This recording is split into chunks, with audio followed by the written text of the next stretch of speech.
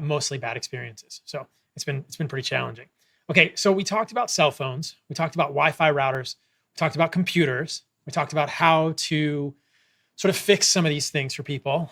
Um, let's talk a little bit about the mold again. So I live in Costa Rica. The humidity here is 80 plus percent. And where did we find mold in my house, and how would I fix it? And where do other people usually see mold in their houses?